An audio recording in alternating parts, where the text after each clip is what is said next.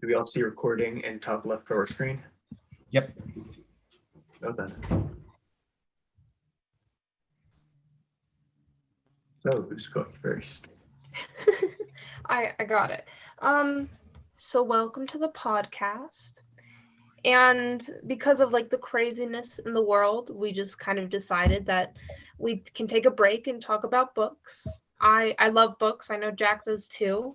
I'm hoping you guys do. I do. So yeah. So just sorry, my brother. Anyway, let's just start it out with a question. So before this, I Wait, asked do you we have your guys' guys. names yet? Oh, my name is. Yeah. Yeah, my name is Declan. Sorry. Okay. Senior this year. Yeah. Oh. Oh, can you say that again? My name is Declan. I'm a senior this year. My name is Paige, and I'm a junior this year. Awesome. I almost forgot about that. So, typically per week, how many hours do you guys spend reading? Well, I'm currently taking a British literature class, and this is probably the most reading intensive English class I've taken all of high school. Agreed. Yeah, typically we have to read. For me, I usually spend 2 hours every other school day reading. Oh, wow. That's typically what the class kind of merits, along with the work that we have to do in addition to the reading, like the analysis. So I would say probably about 4 hours a week, something like that. For me, it kind of depends on the workload of the week because I'm taking AP European History. So just for that class, we usually have to read a few hours a week. And then just for the reading I do for fun, so probably like overall 5 hours at least every week. Wow. And within all that time, do you guys get any personal reading stuck in there? Unfortunately, no. I kind of wanted to spend the stuff. See, I have a pretty extensive list of like personal reading that I've been wanting to do for a while now, but I just haven't gotten around to, mainly because these past 2 years I've been taking a lot of AP classes, and most of the reading that's involved in those classes is like textbook reading and textbook work. So because of that, I've kind of gotten demotivated from trying to do any reading for leisure, which is kind of sad because there are just so many great books that I've kind of cracked open and I've started reading but haven't been able to finish just because of how much work I've had to do reading wise that's school related. So Yeah, I haven't fit in as much leisure reading as usual. Like in the summers when I don't have a bunch going on, I usually average about a book a day, but now it's probably a book every few weeks. That's very impressive. I could not pull that off at all. So since you don't do a ton of you guys don't do a ton of personal reading nowadays, when you guys were younger, did you read a lot for fun? It's kind of hard to say. Probably the only book that I really recall reading in my formative years that still kind of stuck with me was The Hobbit, and that was actually part of a school assignment as well. And it was required reading. We had like a selection of books that we choose from, and I chose to read The Hobbit. And I actually spent most of the year reading that book. And there was a point where when I was kind of really young in elementary school, teacher took notice of my reading level and kind of gave a book to challenge my my level of reading that I can't remember the name of. But yeah, unfortunately, I haven't done a lot of leisure reading kind of in general. But I would definitely like to, yeah. Yeah, as a kid, from the point I could start, like the point I noticed I could read and really enjoyed it, I started leisure reading, and it just started, like, the older I got, the more it picked up, and like it kind of goes like in waves with how much I read, judging off like my schedule and stuff. So I read more with the more free time I have, but like it really started when I first read I want to say Call of the Wild. It was either that or White Fang by Jack London. That's kind of this book where I noticed like, hey, this is kind of fun. Yeah, I mean, you guys all already kind of answered this, but what book was really important to you in your formative years? And can you give like a quick rundown of the plot? I mean, I know The Hobbit is probably not easy, but if you could try. Yeah. Well, I actually, it's kind of hard to say because I have a few books that I've read throughout my life that have been just my formative years have been really pivotal to me, really important to me. The Hobbit certainly being one of them because from a young age, the other thing about me, apart from kind of taking an interest in literature, is that I love movies. I actually started the film club at this school, and for that reason, I've always taken an interest in Tolkien and the entire Lord of the Rings trilogy and the Silmarillion, all of the books that he wrote. And so the first book that I read of his was The Hobbit, which is essentially kind of a prequel to the Lord of the Rings, and it's dealing with the life of Bilbo Baggins instead of Frodo Baggins, and kind of introduces the character of Gandalf. Right? It's from what I remember, it was close to, oh my God, how many pages are in that book? Something close to 300 pages.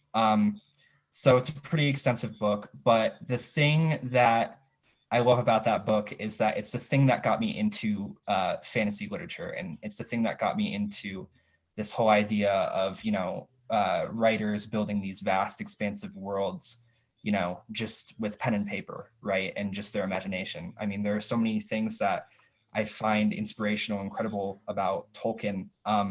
Probably first and foremost, the fact that Tolkien, when he wrote The Hobbit, he took a lot of inspiration from a lot of really old British literature.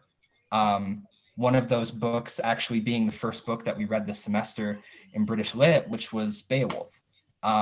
Pretty much one of the biggest plot points of The Hobbit, which is Smaug, the dragon, is ripped right from Beowulf. So it's because of that book that I've gotten really invested, not just in fantasy literature, but also in it's the reason why I'm taking this British literature class. So I would say that's why it's so important to me. That's awesome. For me, it was I believe it was Call of the Wild, which, for those of you who haven't read it, it's only like a couple hundred pages. Like, it's not a huge book, but it's like one of the classic novels, and the entire thing is it takes place during the gold rush, and it's basically, I'm pretty sure it takes place in Alaska. It's kind of hard to tell because the entire point of view is from a dog, and because as a kid, you gotta love dogs and animals, and there's a book about dogs, and it was just like kind of a cool historical fiction world, which just kind of got me into this world of fiction. Just like, hey, you can be anything they want it to be. They can go off and they can bring in historical references, they can reference other writers, or they can do their own thing entirely. And it's just always been like super fascinating and interesting because you kind of get into the head of the writer yourself, and you can go off and create those stories too. Funny you say that, Paige, because I've been getting to writing a little bit myself recently, like 1,300 pages since March. We're not going to discuss that part. But I wanted to discuss a book called On Writing by Stephen King. It's like half autobiography, half guide on how to write. And just, if you wanted like a little window into how books are actually written, this is a super interesting one that I recommend. Yeah, I'd be interested. That's another thing that I kind of wanted to mention is that if it weren't for literature, if it weren't for the books that I've read, I would not be interested in writing whatsoever. Absolutely. And for me, creative writing has always been kind of an on and off hobby, and it's something that I'm not particularly great at, but it's just, I've always been very interested in kind of the way that authors build their universes, build their worlds, right? And how they come up with something that's so unique and original. Because it's really easy to plagiarize, and it's really difficult to not take straight from history, right? Straight from historical events. It's hard, especially I think the most impressive writers probably, in the last century are any number of science fiction writers, because they have to predict, not only a future, but also something that's so distant from what we know, something that's so foreign and alien from the world that we're accustomed to. So that's why I think science fiction is probably the most impressive genre of literature that there is. And it's kind of, for a while, it's kind of a laughingstock. In decades before, certainly before our generation, right? Science fiction wasn't really a genre that was admired, right, or appreciated for its value. But if you look at a book like, I don't know, Fahrenheit 451, that's completely applicable to everything that we're witnessing in the world right now, right? Yeah. This sort of dystopian future. So I think there's a lot of merit for every genre of literature. I think that's probably the biggest takeaway for me from any book. Well, yeah, because like people don't tend to take it seriously, especially with that like sci-fi, fantasy, dystopian genre. These are people predicting, they're looking at what they see and in their perspective predicting what it's going to become. And that's really impressive, especially when, like in Fahrenheit 451, it becomes almost scarily true. Even if there's some new words in there and stuff, it's sometimes scarily accurate, and it's impressive. Like, all of these people are incredibly smart, and the fact that they took what they saw and were able to write their own unique story using their perspective of the world, that's like totally their own thing, that's not easy to do. Like, I play a lot of Dungeons and Dragons, and I'm the game master, so like I come up with those stories, and it's not easy. Lots of the time you just base it off of stuff as you go, and they're doing it all on their own, just looking at the world and being like, this is what's going to happen, or I'm going to write a fantasy story, but there is going to be hints of reality. It's so impressive. Absolutely. I mean, some of my favorite books have been dystopians too. Like The Giver. I just love that book. I think it's a dystopian. Yeah. But yes. yeah. From what I remember. Oh, Jack, yeah. Oh, well. Oh, I think. Am I going to say something? I might actually. Kind of on the same topic as dystopian and sci-fi. We have something called Children of Time by Adrian Tchaikovsky. I have here the sequel, which is Children of Ruin. It's kind of like, oh, hey, guess what? People aren't so good. We blew up the world because we're bad people. And so now, like, there's just people going out on these arc ships for eons and millions of years just in cold sleep. And you kind of experience them as they wake up again and again and again to deal with problems of just the ship getting ruined, meeting life, which also happens to be intelligent fighters. The thing. It's actually really entertaining, but it's a thing. So if you're looking into the dystopian side of it, I would definitely recommend this one. Yeah. I mean, and adding on, something I was going to ask is, I find that a lot of people who love reading also love writing. Like, is that true for you guys? Yeah, that's definitely true. Not to go like super into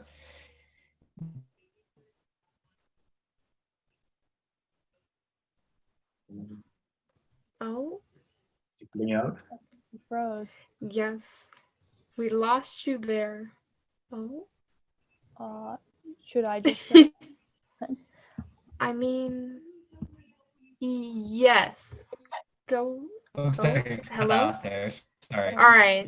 You want to say your Yeah, thought again? Yeah. Okay. So yeah, something that I've kind of struggled with throughout high school is finding a good balance between my interests and hobbies, because I have a few. And but one of them has always been, I've always taken an interest in creative writing.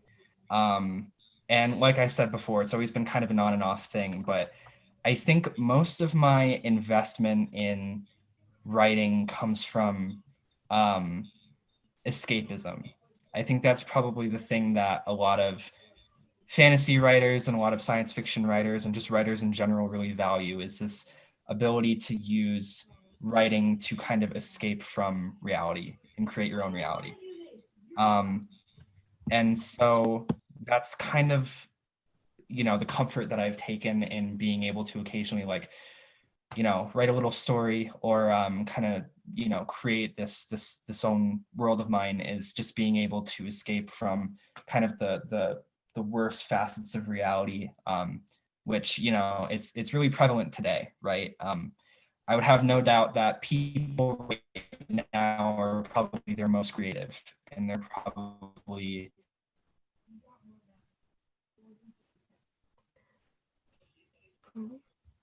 I haven't seen that one before. I'm sure he's saying something really nice. I just Very haven't seen inspirational. cameras speed up like that before when they cut out. Yeah, the audio cutting out completely is a new it's one. cutting out. The It's cutting audio- out, yeah. That's okay. I get what you're saying, though. Yeah. Yeah. I don't know at what point I cut out, but yeah. Yeah, for me, like, I like writing, specifically creative writing. I just don't get around to it quite as much because, like, I always get frustrated because, like, even if I clearly hear it in my head, like, writing it down on paper always just frustrates me because it doesn't come out the way I want to. I'm just not patient enough yet. Only thing I really do more often with writing is occasionally poetry. I'm not a huge writer, but I do enjoy it as long as it's creative writing. Like, I hate writing essays and stuff. It's like when I have like free reign over the story and stuff, I love writing a good story. Okay, so Paige, I have a suggestion for you. If you have trouble with getting like how you want everything to go, just make a new document and start journaling or whatever you want to do. It's the longer you write, the more you're going to get into that rhythm.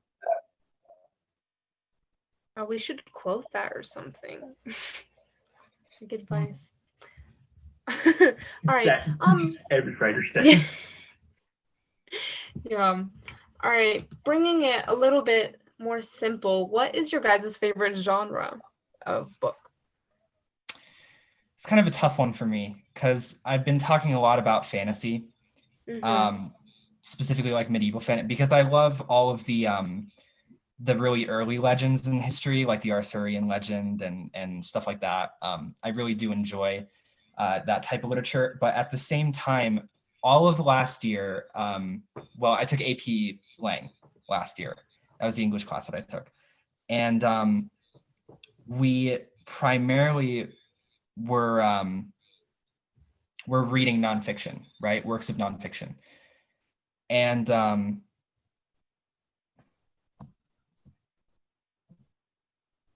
sorry, I'm not sure if I'm cutting out. Yeah, you are a little bit, but The video is cutting out. If you need to, you can turn the video off. yeah. Okay. That might be Yeah, a we'll good see idea. if that. Yeah, maybe we'll make it easier. Okay, yeah, let's see if that helps. Okay. So yeah, as I was saying, I took AP Lang, and that entire class was based around nonfiction. It was the first English class that I took that wasn't, the curriculum wasn't based on literature. And so that entire year I spent reading works of nonfiction and like biographical works. One of the books that I started reading was, it was a translation of Suetonius's 12 Caesars, which is a biography of the first 12 emperors of Rome. And I was also taking AP European history at the time. So I kind of got really invested in I was just interested in reading about ancient history and people from history and, the history of certain countries and nations. That's also what led me into taking British literature. But yeah, it's hard to say definitively whether I like fiction or nonfiction more, because I think I've read a bigger volume of nonfiction and biographical works and just essays on historical events. I I think what I read most of is probably like essays in my free time and just articles. So if I were to say definitively, my favorite genre would probably be nonfiction. Okay. That is actually quite a hard question. For me, I'd probably say I'm just a big fiction person, but it's always like it's kind of realistic fiction, if you will. It's like it's not entirely like everything about it is made up. Like it's pretty realistic. Like everything else is normal, and there's just little bits of it that are like, well, that's impossible. Like my favorite author, actually, his name is Sean David Hutchinson. I actually have one of his books right on my desk here. I had to read this sophomore year. That's how I discovered him. We Are the Ants. And it feels almost like a real book. Like if you're reading it, it's almost hard to believe it's fiction, but it is. And it just like touches in on so many different things. So like I love a good fiction book that gets philosophical and almost questions morals, and like it honestly goes into contemplating existence, and that you're just, but it does it in such a smooth way. It doesn't like give you the classic I have a migraine now. It's entertaining, and you're invested in it until the very end. I love a good book like that. It's just not all of it is real stuff. There's some fiction aspects in there, and it almost is perfect, just showing that sometimes that little bit of creativity and art can help you understand these huge concepts that are hard to grasp. Yeah, I mean, my favorite book of all time is probably The Book Thief.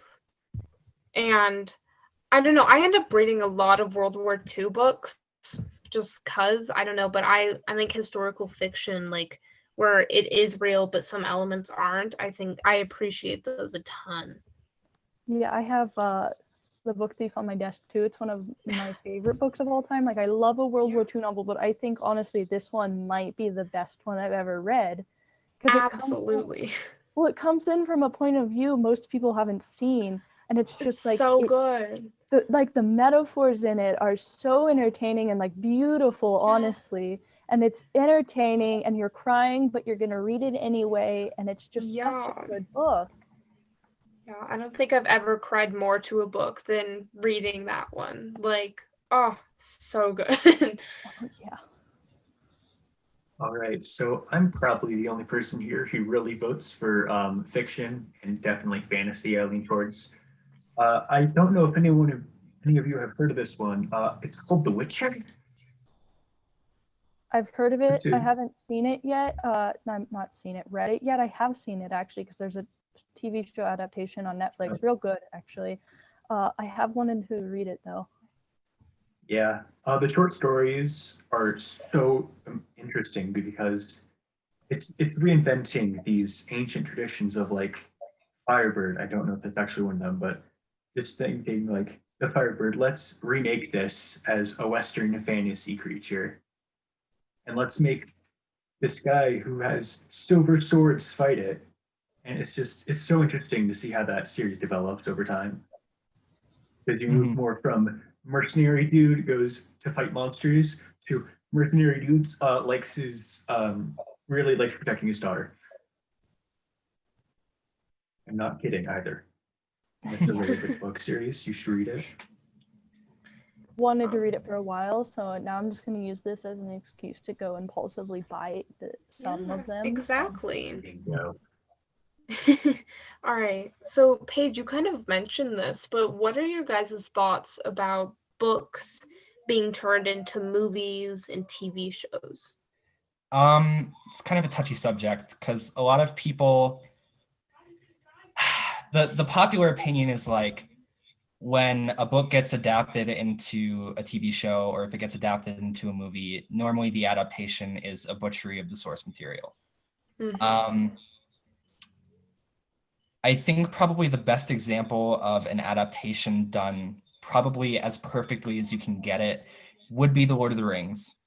I've only read through most of Fellowship, but I've seen the entire trilogy of movies. And from what I gather from like what I know about, the universe and its characters, most of the way that the characters are depicted and the setting is depicted in like the series of events is correct.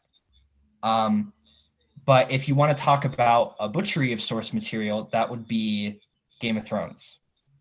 Because there are actually a lot of very minor details that when I first picked up the first novel in the series, which is A Game of Thrones, there are some really subtle aspects about the book that were changed when it was adapted into the TV series. Like the ages of characters are completely wrong. Most of that I think was changed for the sake of like the TV show gets pretty gratuitous, with its violence and whatnot. But even details as simple as like the Targaryens have silver hair and purple eyes in the novel that was changed in the TV show, right?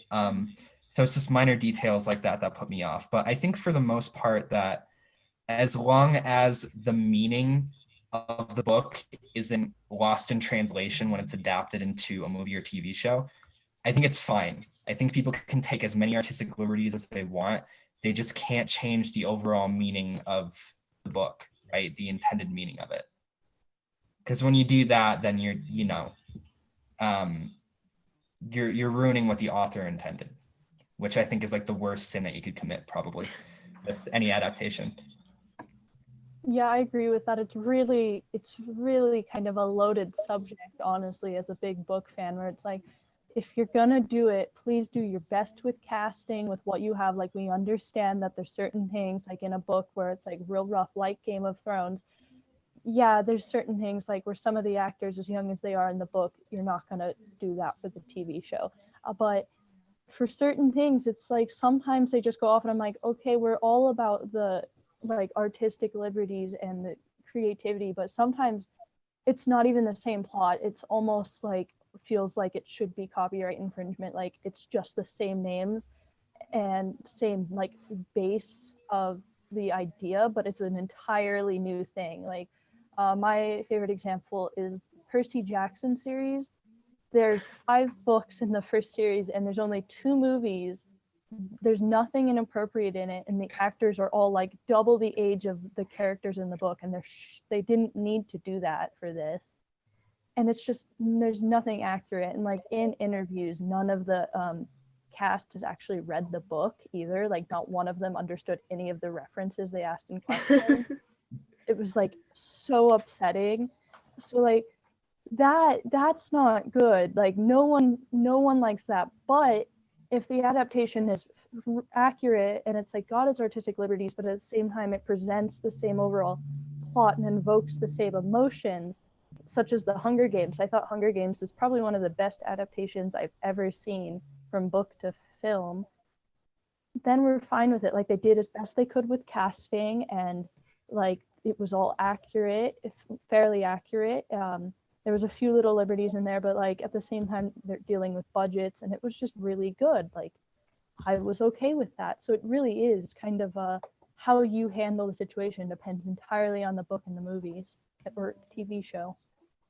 I actually do have a good example of an adaptation that changed the meaning of the text, or actually specifically the ending of the text, that was actually done well. Like the change was a good one. And that would be the adaptation of Shakespeare's Henry V into The King with Timothée Chalamet.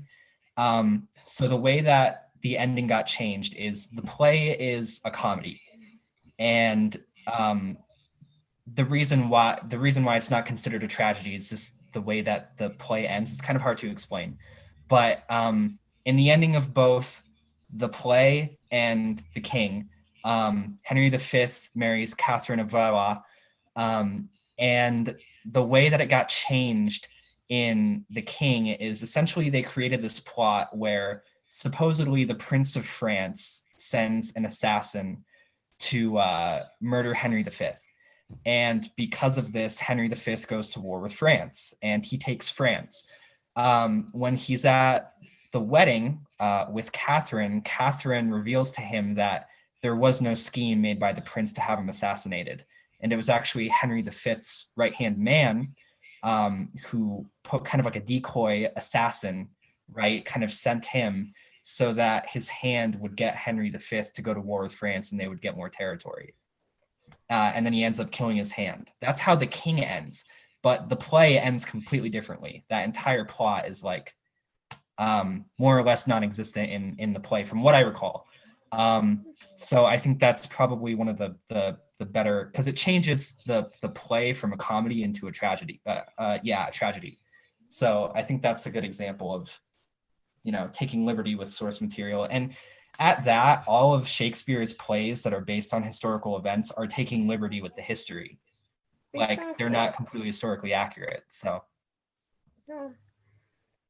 No, and for me, last year I read The Handmaid's Tale, and I saw that there was a show on I think it was Hulu, and I was really excited, and I watched it, and I was so devastated that they took this beautiful book that I loved and warped it into this weird, like, I was so sad after I watched it. But yeah, and that kind of brings up something interesting. And got out again. yep. Oh no. Wait patiently. Yeah, sometimes they just take adaptations though, and you're just kind of sitting there and you're like, it's not that hard. Like I could have done a know. better job. Like I get it, there's Yeah. casting, but you've got hair and makeup you can do, so you can at least semi get it. Like another great example, if we're gonna use a dystopian here, the Divergent series. Like the first movie, that one was pretty good compared to the book, but other than that, the entire thing was different. There was almost not one detail I was like, I can go pick up the book and be like, hey, I saw that in the movie. Not one thing. They added like an entire new subplot in there in the second movie. I was like, what? It felt like something else. Like if someone had told me that's based off that book, I would have probably slapped them. Yeah, I always get confused why they do that. Like they take something so perfect and then just kind of ruin it. But I don't know if he's back. Like, hello? Yeah, well, I think a big issue, like a part of the issue, is that casting executives in Hollywood really only care about making money, if we're being completely honest here. And that's part of the reason why adaptations butcher the source material. I think that's part of the reason why, probably a great example of that kind of butchery is after the first 3 Star Wars movies were made, right? Actually, really the first 6 Star Wars movies. There is an entire expanded universe of novels, comic books, and these people, this was their livelihood, right? They were making these books to kind of expand the universe that George Lucas made in his movies. And when Disney acquired Star Wars, they said that all of that expanded universe material, all of the books, were no longer canonical.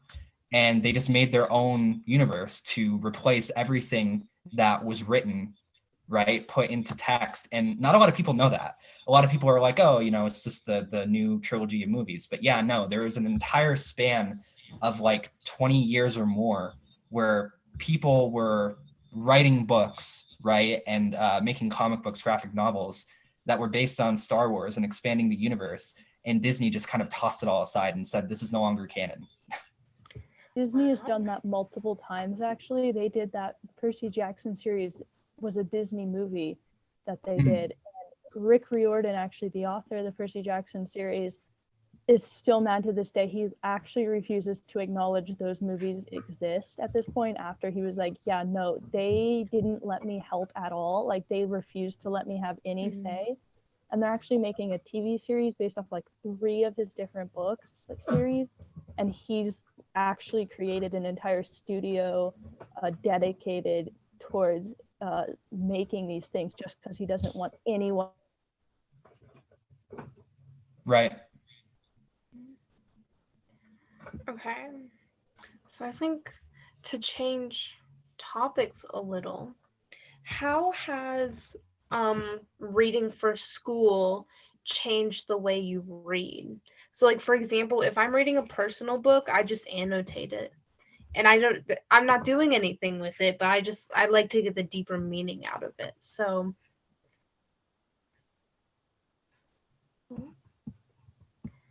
hello. We still have both of you. Sorry about that. Can you repeat your question? Oh yeah. Well, I was just asking, how do you guys think that reading for school and having to make like essays and different thing like that like changed fundamentally how you read? Yeah. Well, to be fair, I've kind of struggled with I don't want to say that I've struggled with all of reading throughout high school, but there was kind of a period, there was like a year span where I was really disliking reading for the sake of school and for the sake of doing work. I think that it completely depends on the teacher and it completely depends on their curriculum and the way that they teach books.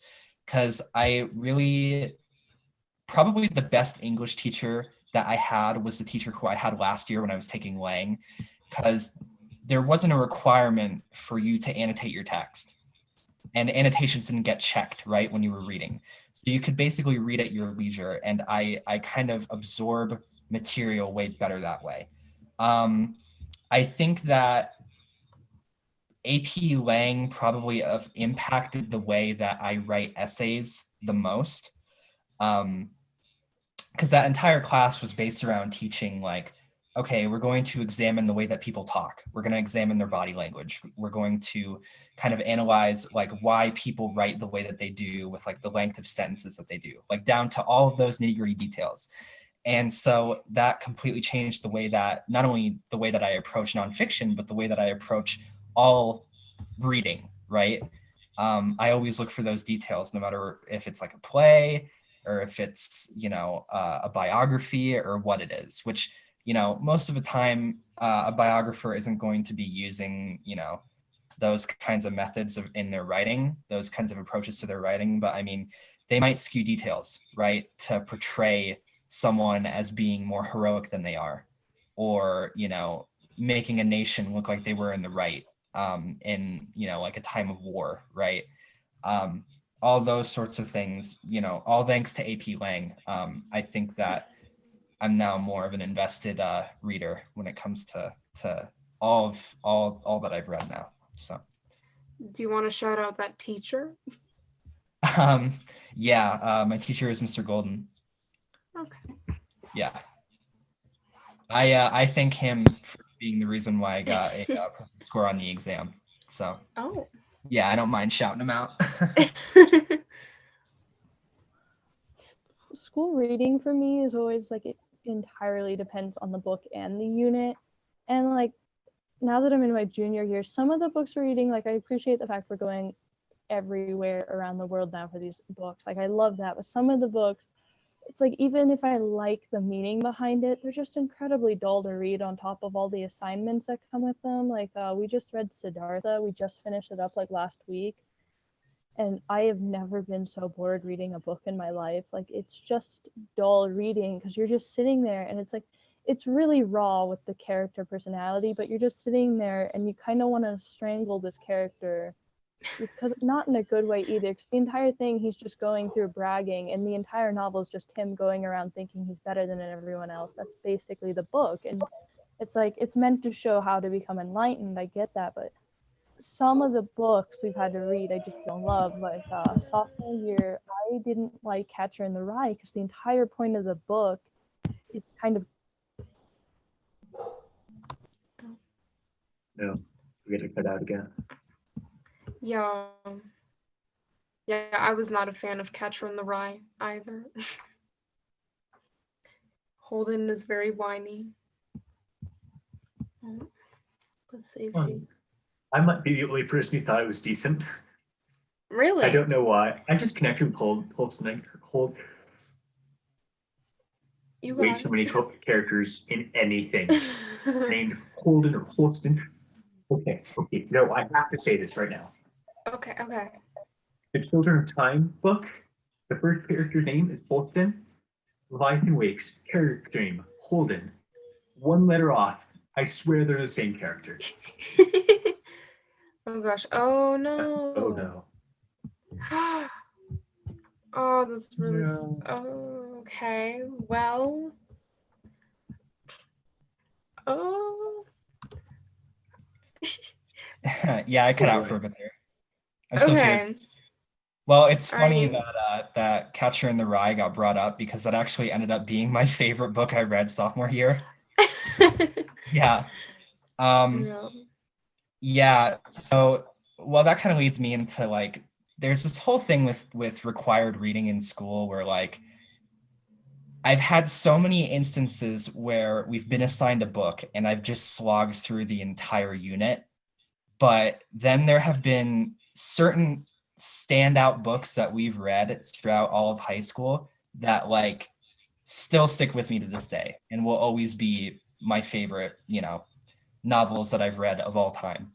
Um, Fahrenheit 451 being one of them. That was probably the standout book from freshman English class. Or Catcher in the Rye. That was the standout book for me second semester of sophomore English class. First semester it was the Scarlet Letter. That was I was expecting to really dislike the Scarlet Letter because it's just like such a stereotypical like this is the book that everyone reads in English class sophomore year. Right? Like if you ask your parents or their parents, but it's just there's something about it that sat with me, especially the period, because I was taking AP American History at the same time as I was taking that English class. And at that time, we were learning about colonial America. And that's one of my favorite periods in American history. And so that was the period not only in the Scarlet Letter, but it's specifically in Massachusetts, and it's dealing with, all of these themes of religion and sin. And it's just a great read. And then, last year, I can't think of any specific books that actually, no. In Cold Blood was the first book that we read for AP Lang by Truman Capote.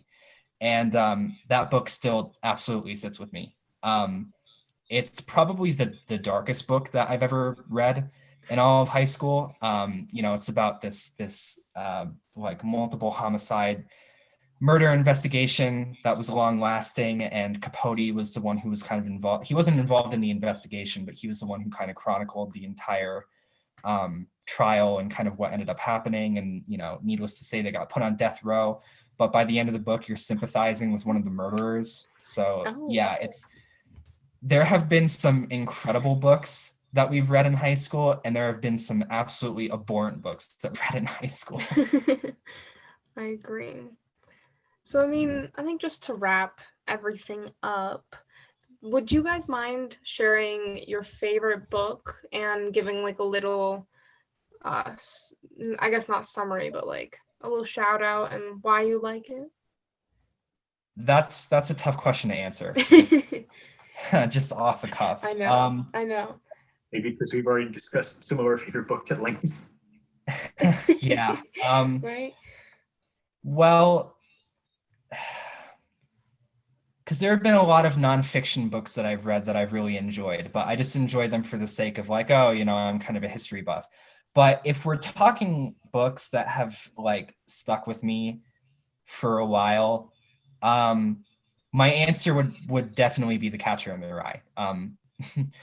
And there's one specific reason that I just have to get out there for as to why I think this book is so great and why it's my favorite.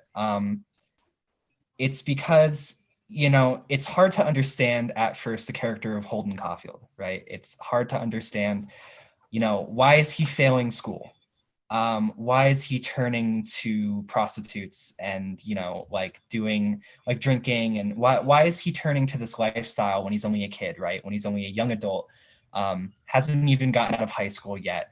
And the whole reason why is because he suffered this terrible tragedy in his life. He suffered the loss of his kid brother, right, to cancer. And that's something that a lot of people, that's why you can't empathize with the character of Holden, because you don't understand, most people can't understand what it would be like to go through that, what it would be like to suffer that sort of a loss.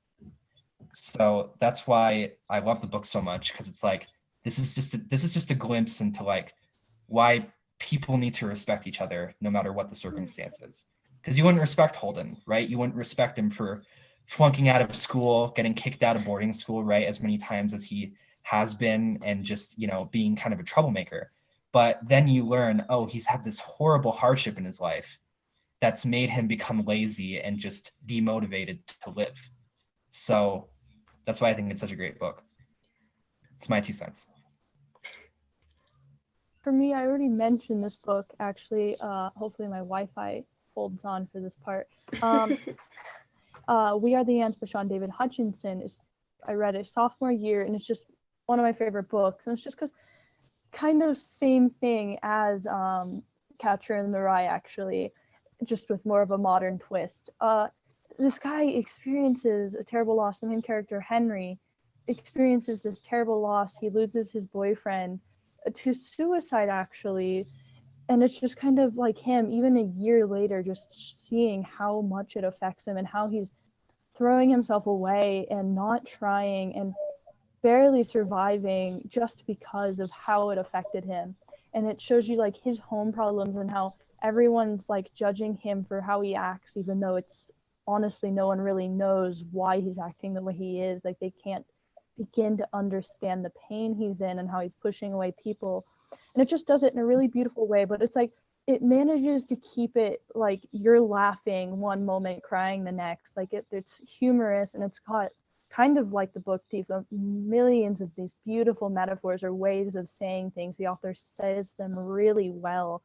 And then it's like just the final page, like just that final page, just like a few hundred pages in this book, but that final page, it's just like the ending line, it's perfect. One of the best endings I've ever seen. It's like one of those endings where it's like, this already was a great book, but you just ended it and made it one of the greatest things I've ever read. Okay. Well, I mean, if anybody has anything else to add, I think that's very good. Yeah. Yeah, I'm not really sure what else to say. Other than that, I think if anyone's going to listen in on this podcast and post, you shouldn't hate English class. You shouldn't dread English class. There's a lot of value in. Oh no. There's the part where he cuts out again.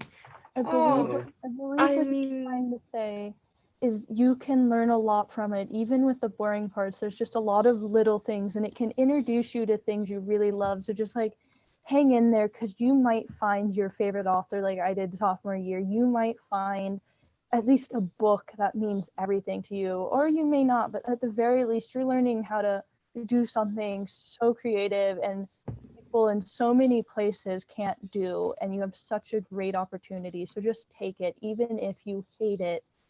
Take it and do your best to be open. Absolutely. Yeah, I was gonna say before I cut out there. Yeah, there's a lot of value in English. I think people don't realize when they're in high school, right? Especially as like a freshman or a sophomore. It's important to learn how to write an essay properly. I don't care much for annotating a book myself, right? I would rather read for leisure. But just the biggest takeaway is like you should love your language, right? You should love English. You should love the English language, and you should realize like these very prolific writers, all that they're trying to do is kind of help you escape from the mundane, help you escape from reality when you need to most, right? So yeah. Wow, that was very beautiful. Thank you. Opportunity to kind of get to know yourself in some of these, or to have the ability to be empathetic. It's teaching you empathy. So just listen to it, because honestly, the world needs more empathy. You need to be able to get into other people's shoes, and this is the class to learn it in. Yeah, I completely agree. All right, well, thank you guys very much. Yeah, I know there were some technical troubles, but I had lots of fun. So Oh yeah, I did too. Thank you so much for this opportunity. Yeah, thank you very much. All right. Well, I think that's it. So all right. Thank you. Have a great day. Bye.